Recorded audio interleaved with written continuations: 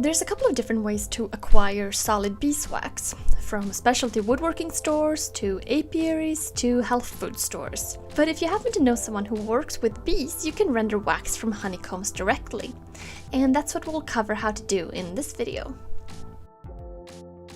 The wax is distributed throughout the honeycomb, so in order to separate it, you need to first boil it in water. To make it easier to separate the unwanted solids from the wax, I first wrapped the comb in some cheesecloth. I had both large chunks of honeycomb as well as some processed, and I wrapped both up in a couple of packages to make it easier to deal with.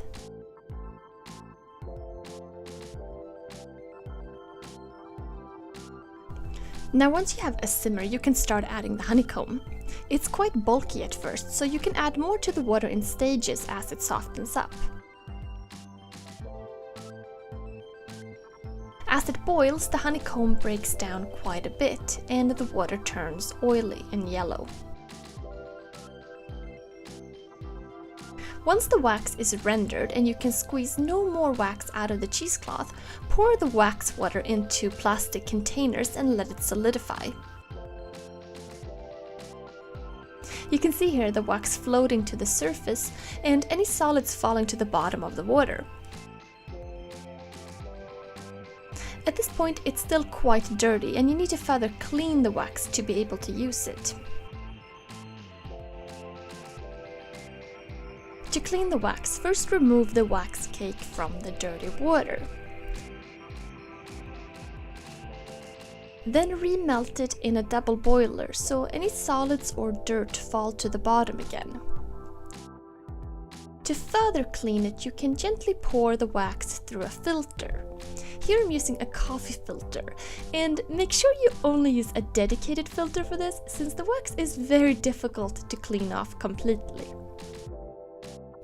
Once the wax is clean to your satisfaction, you can pour it into molds or paper cups.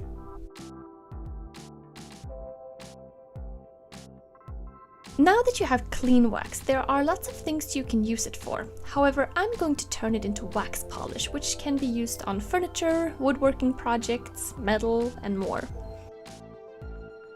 To make linseed oil beeswax polish, I first melt the wax again over a double boiler, and then I combine 4 parts raw linseed oil with 1 part wax by volume.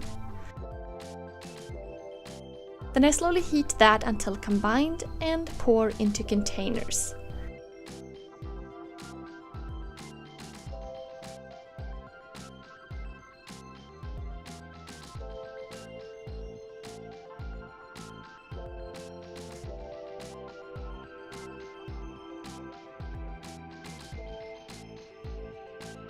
Once the wax has solidified, it's ready to be used for any project.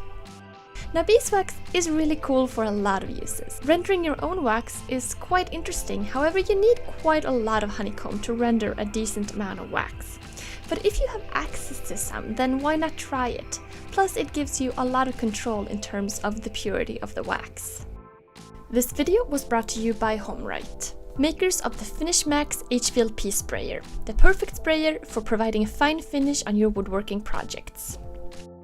Thanks for watching.